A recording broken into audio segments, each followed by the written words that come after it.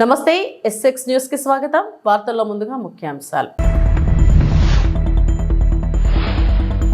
బలమైన ఖాదర్ భారత్ భాగస్వామ్యాన్ని హైలైట్ చేసిన ప్రధాని మంత్రి నరేంద్ర మోడీ.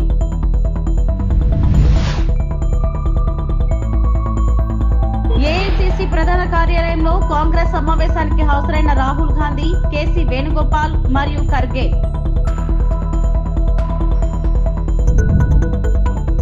ఏపీలో రైతులు బతికే పరిస్థితి లేదు, YS Jagan.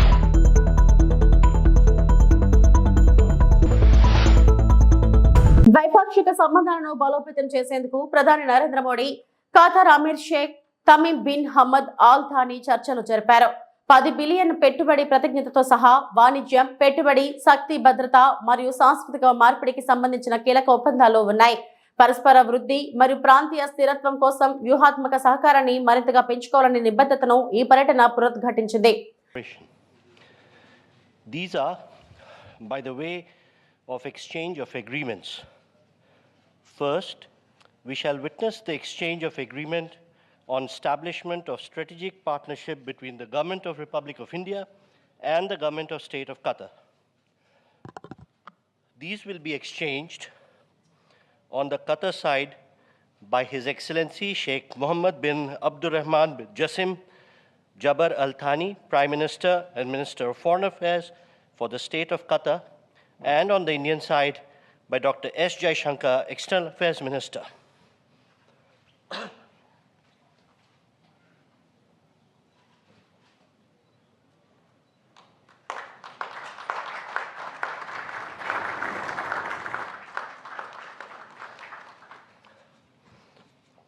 Thank you, Ministers. Next, we have the exchange of the revised agreement for avoidance of double taxation and prevention of fiscal evasion with respect to taxes on income between the Government of Republic of India and the Government of State of Qatar. These will be exchanged again on the Qatari side by His Excellency Sheikh Mohammed bin Abdulrahman bin Jassim bin Jabar Al Thani, Prime Minister and Minister of Foreign Affairs for the State of Qatar, and on the Indian side by Srimati Nirmala Sitharaman, Minister of Finance.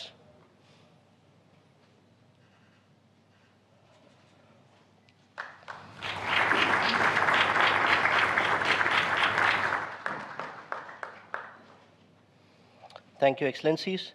Ladies and gentlemen, this concludes the exchange ceremony. Congress ప్రధాన కార్యదర్శులు రాష్ట్ర ఇన్ఛార్జీలతో సమావేశానికి హాజరయ్యేందుకు లోక్సభలో ప్రతిపక్ష నేత రాహుల్ గాంధీ ఢిల్లీలోని AICC ప్రధాన కార్యాలయానికి చేరుకున్నారు.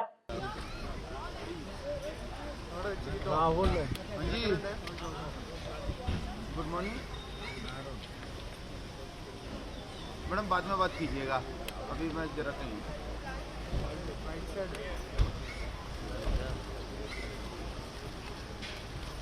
राहुल जी, नमस्कार नमस्कार.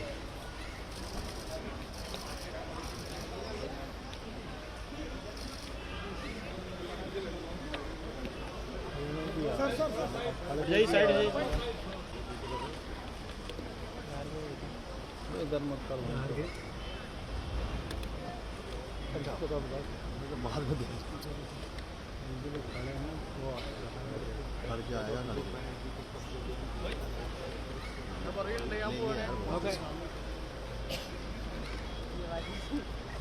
बस करो, दूसरा रोड लेगा. अभिषेक बनर्जी दूसरा कर देना, हम बंगाल में प्रयास करेंगे, हम कांग्रेस को गठबंधन नहीं करेंगे. आ रहे हैं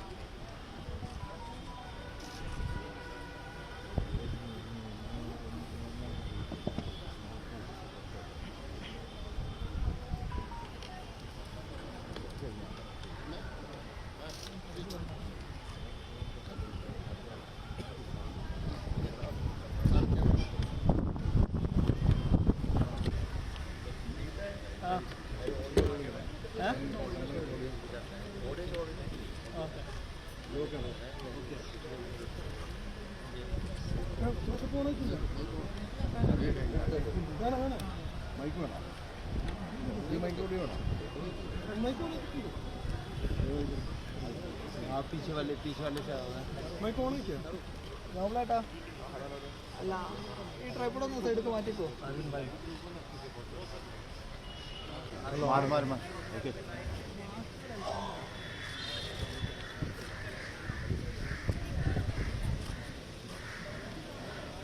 थोड़ा कैमरा पीछे लेना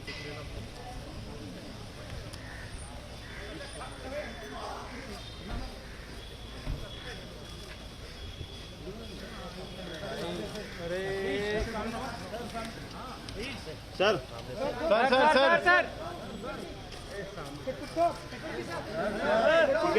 sir please security please please अरे सिक्योरिटी सर हट जाओ। अरे वो गेट बंद करेगा हट जाओ। मनीष जी सर सर खड़गे जी सर एक सेकंड सर एक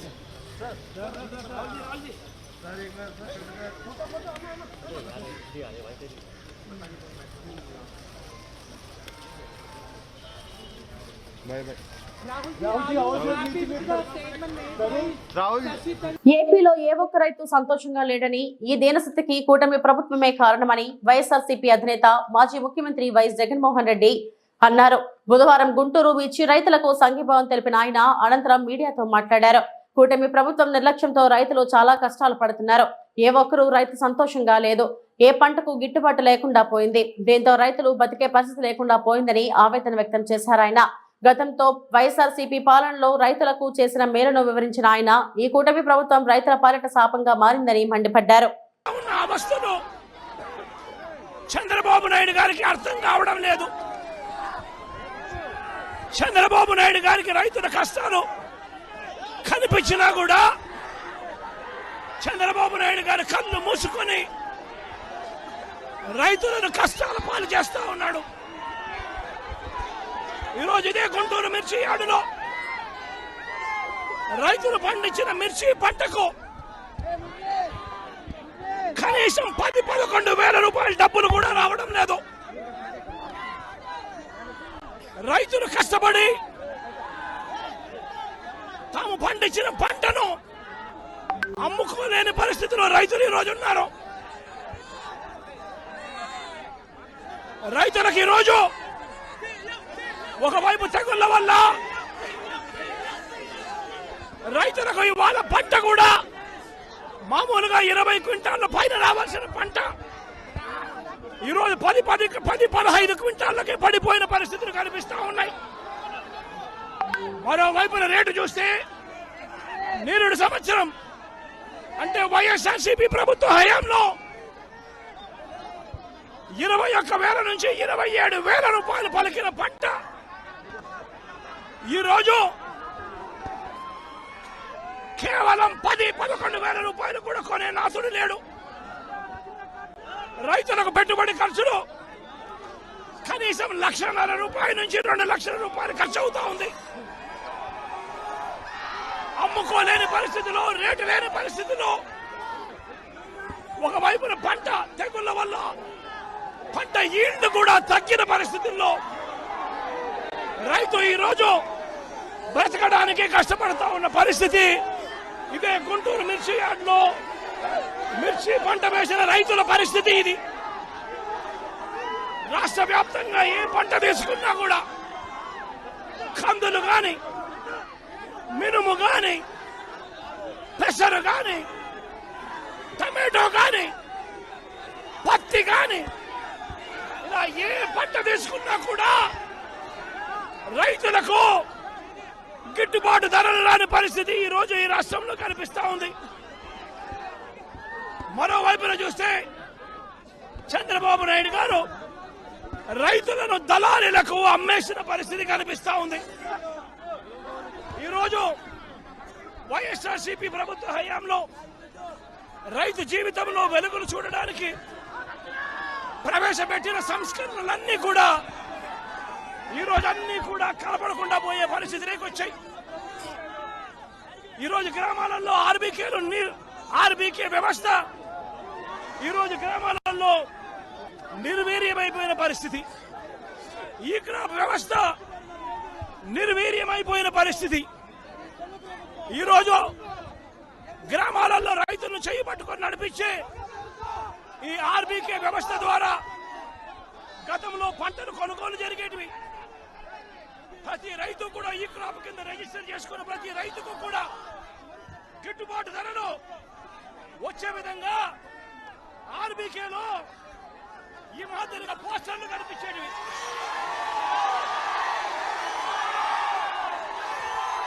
ప్రతి ఆర్బీకేలో కూడా ఈ మాదిరిగా పోస్టర్లు కనిపించేవి. ఈ గిట్టుబాటు ధరల కంటే కూడా తక్కువ రేటుకు ఏ రైతు అమ్ముకోవాల్సిన పరిస్థితి వచ్చేది కాదు. ఒకవేళ అమ్ముకోవాల్సిన పరిస్థితి ఏ రైతుకైనా ఉంటే ఆ రైతు ఆర్బీకేకి వచ్చి రిజిస్టర్ చేసుకుని 1907కు ఫోన్ చేస్తే చాలు, ఆ రైతులకు వెంటనే ప్రభుత్వం జోక్యం చేసుకుని పంటలు కొనుగోలు చేసే పరిస్థితి.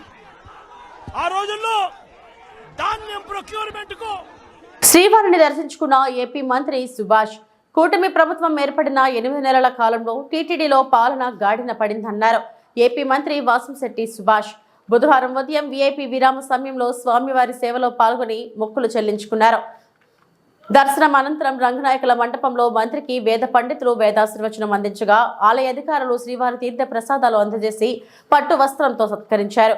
ఆలయం వెలుపల మంత్రి సుభాష్ మీడియాతో మాట్లాడుతూ తిరుమలలో సామాన్య భక్తుల కోసం సౌకర్యాలు మెరుగ్గా ఉన్నాయన్నారు.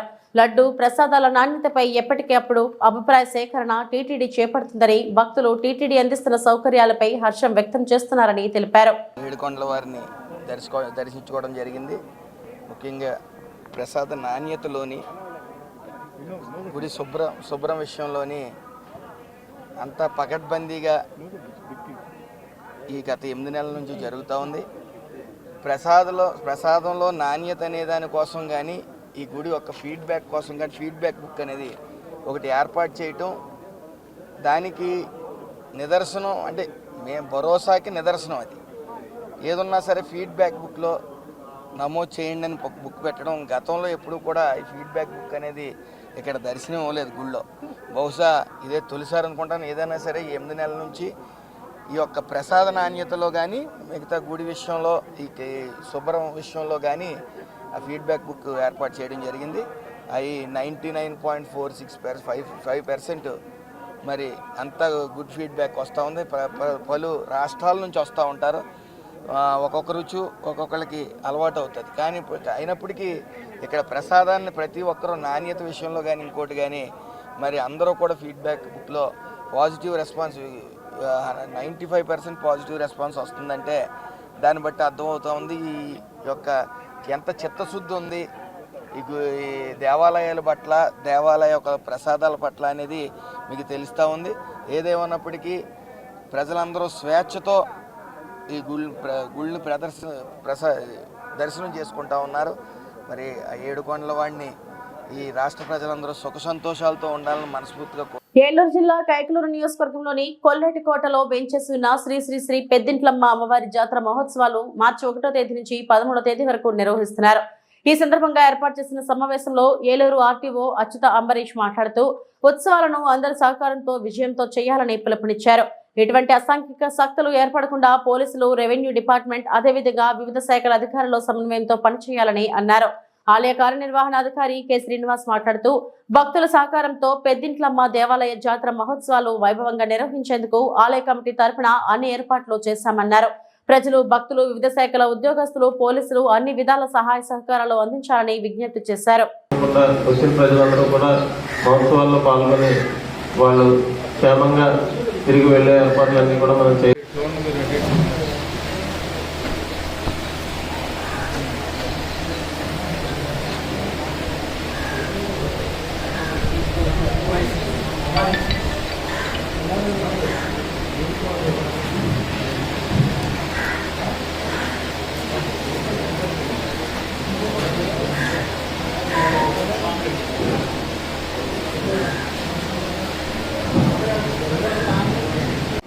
అందరికీ నమస్కారం.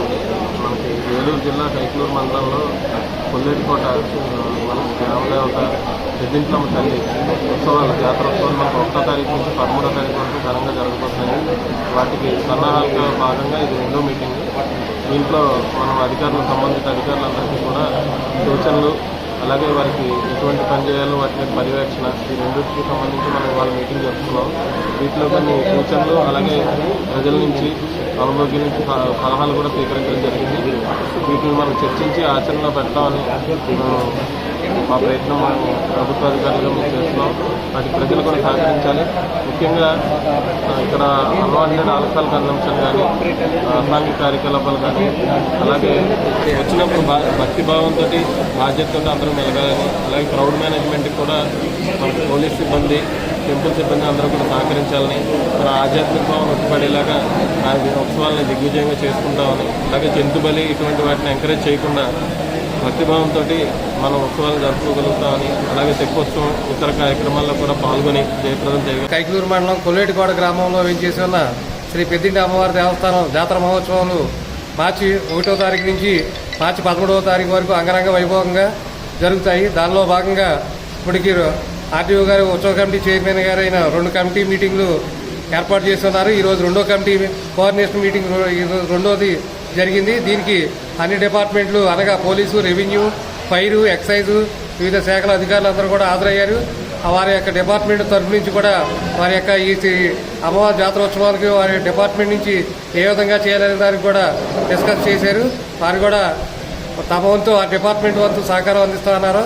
అలాగే దేవస్థానం వారు కూడా భక్తులకి అన్ని రకాల వసతులు ఏర్పాటు చేయడం కూడా తగు ఏర్పాట్లు చేయించున్నారు. అలాగే చలువు పందులు కానీ, లైటింగ్ కానీ, మిగతా సాంస్కృతిక కార్యక్రమాలు కానీ, పూజా కార్యక్రమాలు కానీ అన్ని విధంగా ఏర్పాట్లు చేస్తున్నాము. కావున ఈ అమ్మవారి జాతర మహోత్సవాలందరూ భక్తులు 50 మంది ఈ కార్యక్రమంలో పాల్గొని అమ్మవారి తీర్థ ప్రసాదాలు, అమ్మవారి ఆశీస్సులు పొందవలసిందిగా. నర్సాపురం మండలం సీతారాంపురం గ్రామంలోని Swarnandhra college of engineering and technology కళాశాలలో ఇటీవల రాజమండ్రిలో ప్రకాష్ నగర్లోని ధర్మంచర కమ్యూనిటీ హాల్లో ఫ్రీలాంథ్రోపిక్ సొసైటీ ఆఫ్ ఇండియా ఆధ్వర్యంలో నిర్వహించబడిన గోదావరి ఉత్సవ 2025 విభిన్న రంగాలలో తెలుగు తేజాలకు పట్టాభిషేక మహోత్సవం డాక్టర్ అద్దంకి రాజా మరియు ప్రముఖ సామాజికవేత్త శ్రీ చెరుకువాడ రంగసాయి గార్ల ఆధ్వర్యంలో స్వర్ణాంధ్ర కాలేజీకి చెందిన డాక్టర్ వి స్వామినాథం మరియు ఎన్ఎస్ఎస్కో కోఆర్డినేటర్ విసా మాణిక్యాలరావుకు అవార్డులు, తెలుగుదేశం జాతీయ పురస్కారాలు అందజేయడం జరిగింది. ఈ సందర్భంగా స్వర్ణాంధ్ర కళాశాలలో అవార్డు గ్రహీతలకు సన్మానం కళాశాలలో నిర్వహించారు. ఈ సన్మాన కార్యక్రమంలో కళాశాల చైర్మన్ శ్రీ కెవి సత్యనారాయణ, కోశాధికారి శ్రీ కెవి స్వామి, డైరెక్టర్ శ్రీ అద్దాల శ్రీహరి మరియు పాలకవర్గ సభ్యులు తదితరులు పాల్గొన్నారు. గోదావరి ఉత్సవం అవార్డు ఫంక్షన్లో మా కాలేజీ నుంచి సీతారాంపురం స్వర్ణాంధ్ర కాలేజీ నుంచి ఎంపికైనటువంటి డాక్టర్ స్వామినాథన్ గారికి, అలాగే డాక్టర్ మాణిక్యాలరావు గారికి ఈరోజు మా కాలేజీ యాజమాన్యం తరఫున, ఫ్యాకల్టీ తరఫున, సిబ్బంది తరఫున ఒక అభినందన సత్కారం చేయడం జరిగింది. దానికి మేము చాలా గర్విస్తున్నాం. ఈ చాలా ప్రతిష్టాత్మకమైన అవార్డు ఇది. గోదావరి ఉత్సవం అని చాలా కాలం నుంచి రాజమండ్రిలో ప్రముఖ రంగాల్లో నిష్ణాతులైనటువంటి వారికి అందరికీ ఈ అవార్డు ఇవ్వడం జరుగుతుంది. అందుకు ఎంపికైనటువంటి మా ఫ్యాకల్టీ తరఫున ఎంపికైనటువంటి స్వామినాథన్ గారికి, మాణిక్యాలరావు గారికి ఈరోజు మా కాలేజీ యాజమాన్యం తరఫున మా చైర్మన్ గారు అయినటువంటి కెవి సత్యనారాయణ గారు, కోశాధికారి అయినటువంటి వెంకటేశ్వర స్వామి గారు, అడ్డాల శ్రీహరి గారు, జి సత్యనారాయణ గారు, పీడిఆర్ గారు, నేను అందరం, principal doctor Suresh Kumar and director S Keerthi and సిబ్బంది తరఫున వైస్ ప్రిన్సిపాల్ అయిన గోపిచంద్ గారి తరఫున అందరూ అభినందించడం జరిగింది. అలాగే ఈ అవార్డు ఎంపిక అవడానికి మాకు సహకరించినటువంటి భీమవరానికి చెందిన ప్రముఖ విజ్ఞాన వేదిక కన్వీనర్ అయినటువంటి చెరుకువాడ రంగసాయి గారికి కూడా ఈ సందర్భంగా మేము కృతజ్ఞతలు తెలియజేస్తాం. నంద్యాల జిల్లా బనగానపల్లె మండలం యాగంటి శ్రీ ఉమామహేశ్వర స్వామి దేవస్థానంలో ఈ నెల 25, 26, 27 తేదీలలో జరిగే మహాశివరాత్రి బ్రహ్మోత్సవాల ఏర్పాట్లపై రాష్ట్ర రోడ్లు, భవనాల శాఖ మంత్రి బీసీ జనార్దన్ రెడ్డి వివిధ శాఖల అధికారులతో సమీక్ష సమావేశాన్ని నిర్వహించారు. ఈ సమావేశంలో వివిధ శాఖల అధికారులు పాల్గొన్నారు.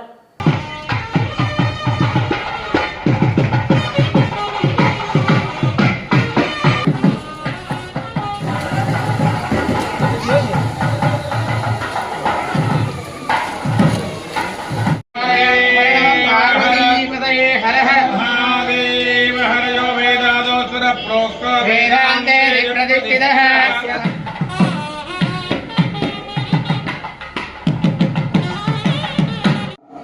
ఇతర రాష్ట్రాల నుంచి అటు మహారాష్ట్ర ఇటు కర్ణాటక తెలంగాణ చుట్టుపక్కల ప్రాంతాల నుంచి కూడా వేలాదిగా భక్తులు వస్తున్నటువంటి సమయంలో అక్కడ నుంచి వచ్చే భక్తులకు అతిథులకు అందరికీ కూడా అన్ని సదుపాయాలు కల్పించాలి, ఏ లోపాలు రావడానికి ఉద్దేశంతో ఈరోజు అధికారులతో సమీక్ష చేసుకొని జరపడం జరిగింది. ఈ సెషన్ అమూల్లోని టోల్గేట్ దగ్గర కూడా దాదాపు 20 లక్షల రూపాయలు నష్టమంటున్నారు. కానీ ఏది ఏమైనా భక్తులు ముఖ్య భాగం, వారి మనోభావాలు దెబ్బతినకూడదు అనేటువంటి ఉద్దేశంతో మొట్టమొదటిసారిగా శ్రీశైలంలో తీసేయడం, శ్రీశైలం కూడా ఎందుకంటే మంత్రిగా నేను అక్కడ చూశాను కాబట్టి ఇక్కడ కూడా తీయాలని మా రాష్ట్రంలో ఈ బాధ్యతైనా 20 లక్షల రూపాయలు అవుతుందని భక్తుల మనోభావాలు కంటే భక్తులు దాంట్లో ఈశ్వరుడు కావాలి, ఎన్ని డబ్బులు కావాలని ఇస్తారు ఏదో సమయంలో భగవంతుడు ఇస్తారు. ఆ సదుపాయాలు భాగంగా భక్తుల దగ్గర కూడా అనేక ఈ యొక్క ఇబ్బంది లేకుండా చేస్తాము. వచ్చినటువంటి భక్తులు అదేవిధంగా స్థానికంగా ఉండేటువంటి ఎవరైతే ఉన్నారో ఈ చుట్టుపక్కల ప్రజలందరూ ఒక మనవి, ఎందుకంటే మీరందరూ కూడా నిన్నము మనం శివరాత్రి పండుగ పోతూ ఉంటాము. ఏదైతే ఉన్నారో మీరందరూ కూడా స్థానికులు అనేటువంటి భావం లేకుండా మీరు ఒక భక్తుల మాదిరిగా బయట వాళ్ళ మాదిరిగా ఆలోచన చేసుకొని క్యూ లైన్లలో వచ్చి వారికి సహకరించాలని చెప్పి దేవస్థానం వారికి అదేవిధంగా పోలీస్ శాఖకు మిగతా వారికి కూడా మీరు సహకరించాలని చెప్పి కూడా ఈ చుట్టుపక్కల బంగాపల్లి మండల ప్రజలందరినీ కూడా కోరుతా ఉన్నాను. అన్నమయ్య జిల్లా పెనుకలూరు ఎంపీడీఓ కార్యాలయంలో ఈ రోజు భారీ సంఖ్యలో దరఖాస్తుదారులు కార్పొరేషన్ లోన్ ఇంటర్వ్యూలలో పాల్గొన్నారు. ఎంపీడీఓ ఎస్ విజయరావు అందించిన సమాచారం మేరకు ఈ ఇంటర్వ్యూలో 4 బ్యాంకులు, 2 ఆంధ్ర ప్రగతి గ్రామీణ బ్యాంక్ మరియు 2 స్టేట్ బ్యాంక్ ఆఫ్ ఇండియా పాల్గొన్నాయి. బీసీ కార్పొరేషన్, ఈబీసీ కార్పొరేషన్ స్కీముల కింద మొత్తం 234 దరఖాస్తులు వచ్చాయని, అందరినీ ఇంటర్వ్యూ నిర్వహించిన తర్వాత అర్హత సాధించిన వారికి లోన్ మంజూరు చేయనున్నట్లు ఆయన తెలిపారు. ఈ కార్యక్రమం ద్వారా ఉపాధి కల్పనకు తోడ్పడేలా ప్రభుత్వం ప్రత్యేక శ్రద్ధ తీసుకుంటుంది. ఈ అవకాశాన్ని సద్వినియోగం చేసుకుని తమ స్వయం ప్రతిపత్తి స్థాపించుకోవాలనే లక్ష్యంతో దరఖాస్తుదారులు ఉత్సాహంగా పాల్గొన్నారు.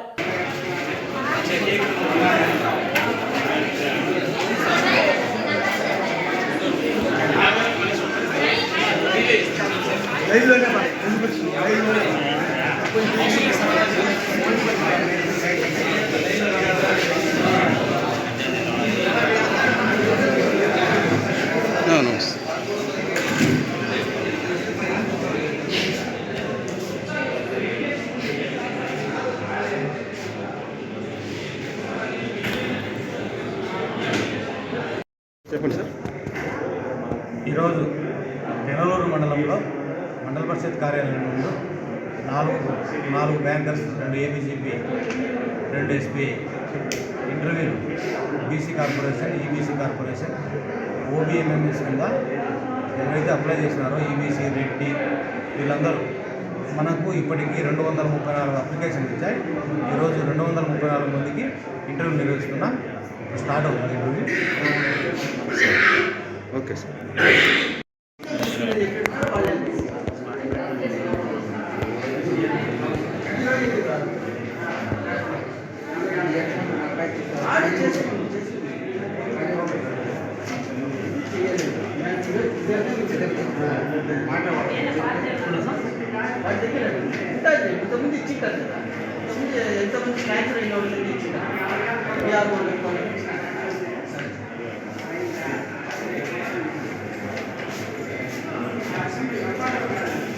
ఇవి ఇప్పటివరకు నా బులెటిన్ అప్డేట్స్. నమస్తే.